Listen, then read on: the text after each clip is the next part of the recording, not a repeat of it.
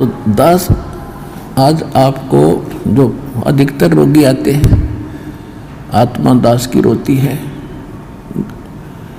यहाँ तो रोने का समय नहीं मिलता, एकांत में जाकर मैं देखता हूँ परमात्मा आपके बच्चों का क्या हाल हो गया है।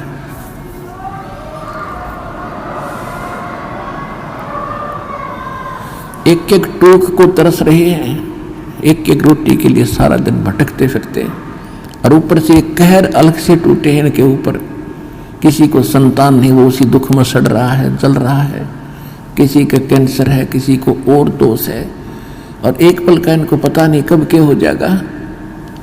तो इस कारण से परमात्मा से अर्जी लगाता है दास कि दाता हम तो इसे निकम्मे हैं, और आपको मालूम है हम कितने कैसे अच्छे होते तो चले जाते। अभी से अच्छे भी आप बनाओगे, दृढ़ता भी आप ही लाओगे, तभी हम आगे बढ़ पाएंगे। फिर भी इतनी, उसके बाद भी कोई मर्यादा ठीक नहीं रखता है और अपनी मनमानी करता है, फिर हमारी अर्ज भी फेल और भगवान भी मदद आपकी नहीं करेगी। तो सबसे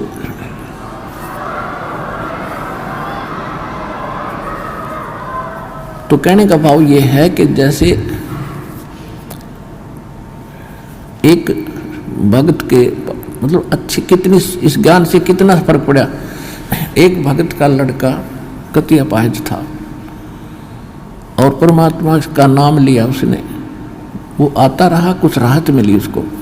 राहत मिली तो वो तब तक 1 2 4 10 12 साल भर वो आया, उसको ज्ञान समझ में आ गया और उस बच्चे को सतनाम तक प्राप्त हो गया, और फिर उसकी मृत्यु होगी।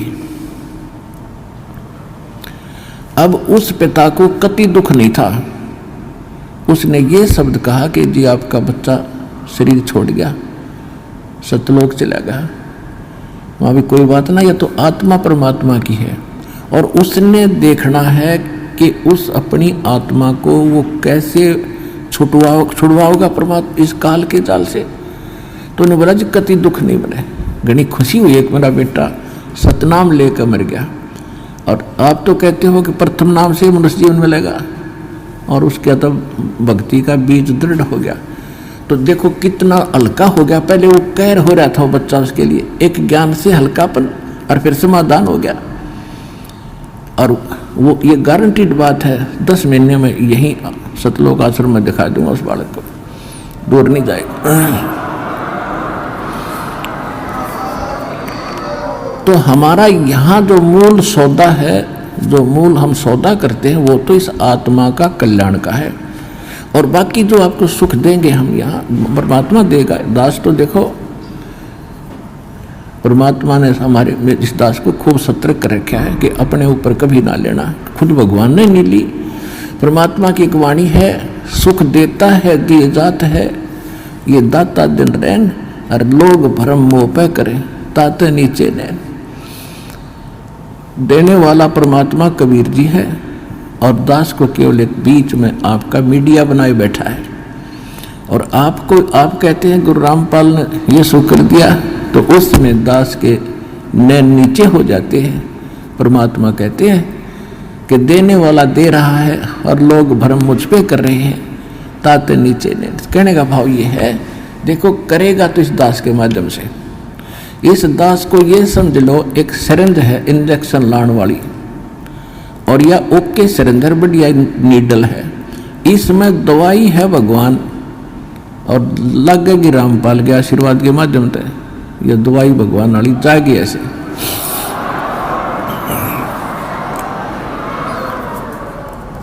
तो इस प्रकार आप जी ने पहले तो ज्ञान समझना चाहिए। ज्ञान के ऊपर दास ने जोर दिया है, भगवान का भी आदेश है कि घर घर देखो बोध विचारा, सत्य नाम सब ठोर उचारा। घर घर में ये ज्ञान की चर्चा चलेगी, शुरू होगी। जिस घर में आप जाओगे जाते भगवान के अतिरिक्त कोई चर्चा नहीं सारे दिन, ना तो इनमें कोई ताश बत खेला करता, कोई इधर उधर की गप्पे मारा करता, फलाने ने ऐसे कर दिया, धकड़े ने ऐसे कर दिया, ये गप्पे मारा करते घर बैठ के। आज हमें फर्स्ट टाइम है कोई, या तो सुबह का नित्यनेम, दोपहर की रामायणी, शाम की आरती, बीच में मंत्र, हमें इतना बड़ा सिलेबस दे दिया, हमने बकवाद करने का समय को नहीं। और समय मिलता है तो मालिक की चर्चा ही करते और कराते हैं। कितना अच्छा समय मिल गया।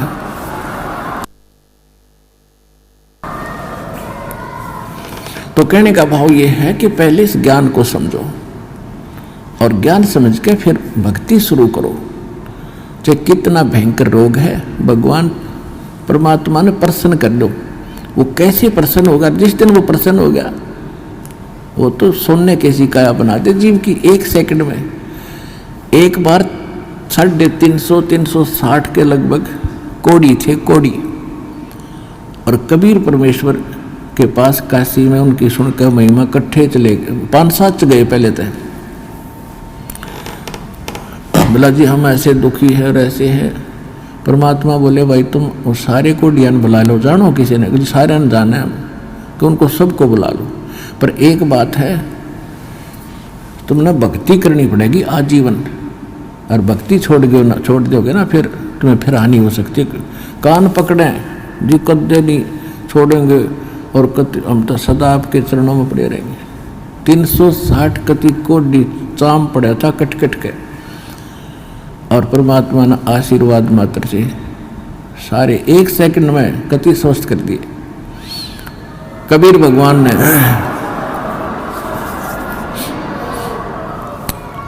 अब वो हो गए स्वस्थ कति। अब जाते उन्हें तक 10-5 दिन तो महीने 2 महीने तो ठीक सी भक्ति करी, फिर हुए बकवाद भागी। कोई कितना किसी कपड़े पहरे अंडर, कोई ब्याह करवा लिया और कितो कोई फंड कर रहा है, वो भक्ति छोड़ गए। अब परमात्मा ने दास को एक इंस्ट्रक्शन दे रखी है कि परमात्मा करता ऐसे भी सकता है, लेकिन वो करके देख लिया ये बकवादी को ना कब आते। अब उनको सुख भी दे दिया, फिर काल के पाले में जा खड़े हुए। क्या फायदा हुआ? वेस्ट, मालिक की शक्ति खराब गई। लेकिन परमात्मा ने अपनी, वैसे मालिक की पावर तो एंड होता ही नहीं, लेकिन उस समय मालिक ने यह दिखाना था कि भगवान जो काम करा वो कबीर जी कर रहे थे। और इससे सिद्ध है कि कबीर इज गॉड। उस प्रमाण के लिए ये भी हमारे लिए सिद्ध होता है कि परमात्मा कबीर जी है। एक बार दास एक गांव में एक भगत के सत्संग करण पाठ करा कर घर में जाकर उनके पड़ोस में एक लड़की के, जवान लड़की, ब्याह रखी हुआ और शादी हुई थी। दोनों गुर्दे फेल हो गए और उनने छोड़ दी। सारे चेक करा ली, कोई राप नहीं। और खाट में पड़ी सोई आ रही, मुंह पर हाथों पर। हमारे उस भगत ने उनसे कहा कि आप दीक्षा ले लो, अरे लड़की इनके आशीर्वाद नाम लेने से राहत मिलेगी तुमने। तो लड़की ने और उसकी माँ ने नाम ले लिया। फिर उनको उस भगत ने सलाह दी कि तुम एक पाठ करा लो घर पे, गुरुजी आते हैं पाठ कर देंगे। हम उनके घर पाठ करने गए तो वह लड़की एक चारपाई पर पड़ी और उठन की हिम्मत नहीं, इन्हों कहती है उठती है नहीं। 6 महीने से खाट पकड़ रखी है। उसको उठा के भगत और परिवार वाले वहाँ जहाँ दास बैठा था वहाँ ले प्रणाम कराया। मैंने उनसे कहा कि इसको सेवा करवाओ, बर्तन साफ कराओ। भगत गए हुए थे 20-30 जैसे सत्संग जाते थे हम पाठ कराने, तो खाना खुना बनाते थे वहाँ। इनका बर्तन साफ कराओ।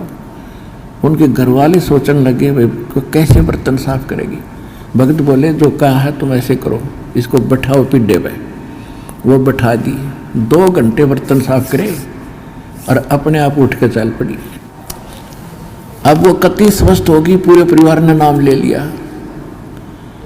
और 1 साल के बाद सब छोड़ गए और वो अपने ससुराल चलेगी। आज तक जात नहीं बुझी रामपाल की। ऐसे कृत गनी भी हम। तो अब परमात्मा ने हमें भी दिखाया है कि इतना जल्दी ना करे, करना तो है लेकिन ये टिक जाएंगे जब सारा ठीक कर देंगे। तो इसलिए परमात्मा ने उनको आशीर्वाद से कोड भी ठीक कर दिया। फिर काल की बकवादों में तो इसे हम पसंद नहीं करते। हम चाहते हैं कि आपके अंदर भक्ति बनी रहे और धीरे धीरे आपका यो रोग ठीक हो, तब तक आप ज्ञान समझ जाओ।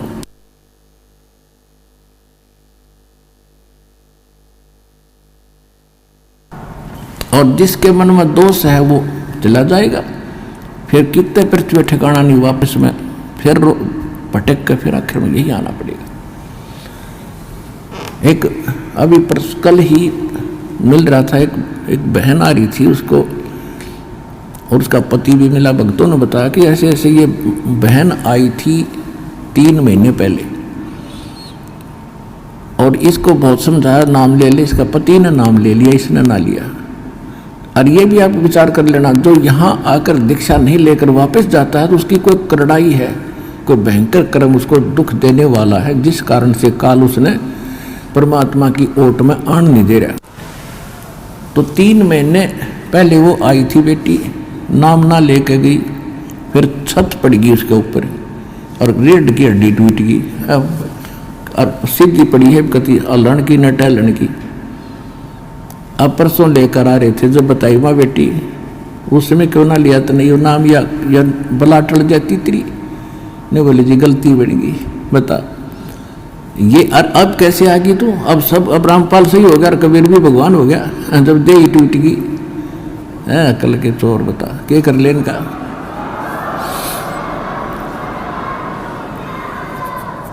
दुख में सुमरण सब करे, सुख में करे ना कोई। जय सुख में सुमरण करे तो दुख काहे को होवे। संत शरण में आने से आई टले बला। जय मस्तक में सूली हो वो कट्टे में टल जा। इस समर्थ परमात्मा की शरण में आने से यदि मौत भी हो यानी सूली टूटना हो तो कट्टा लगकर ही बच जाता है। अब जो प्रसंग चल रहा है पुण्यात्माओं के दास, जैसे यहाँ सुनता है कई भक्त आते हैं, ये ऐसे तो घने मिलते समय जो बोला जी कति घना ठीक हो गया, थोड़ी सी कसर रह रही है। मैं कहा यह कसर तो रखनी है सारे, मैं कहा यह ना रही ना तुम फिर भाग जाओगे, वो काल के उसमें पाले में खड़े हो जाओगे जा करके।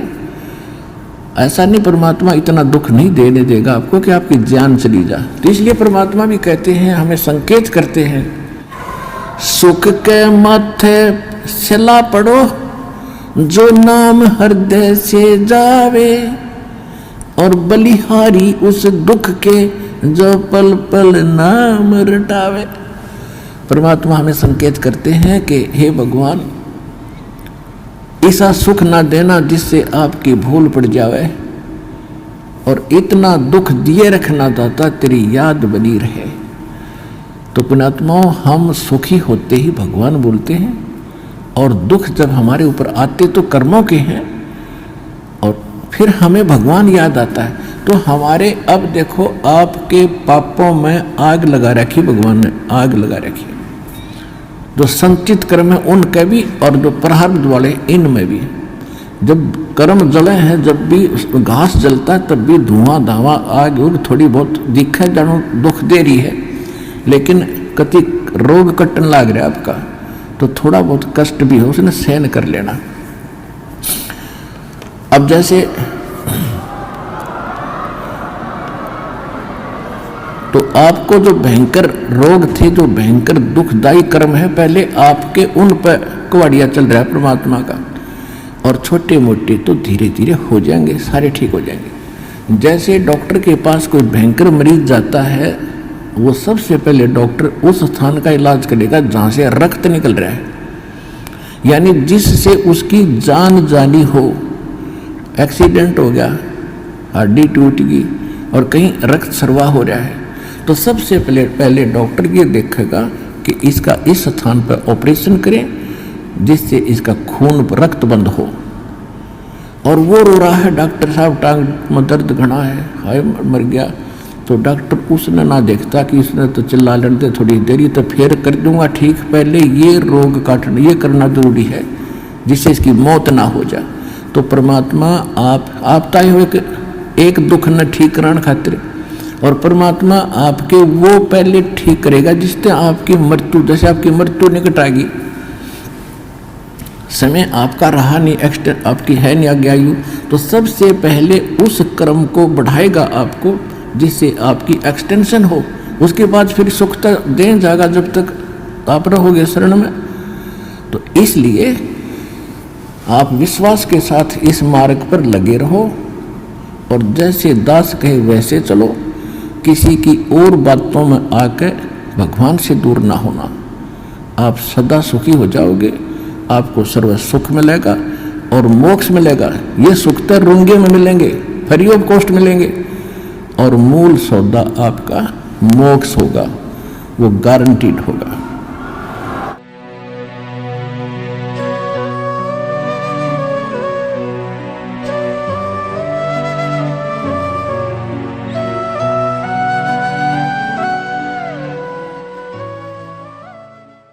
अगर आप ये वीडियो YouTube पर देख रहे हैं तो हमारे चैनल को सब्सक्राइब करें और बेल आइकन को दबाना ना भूलें।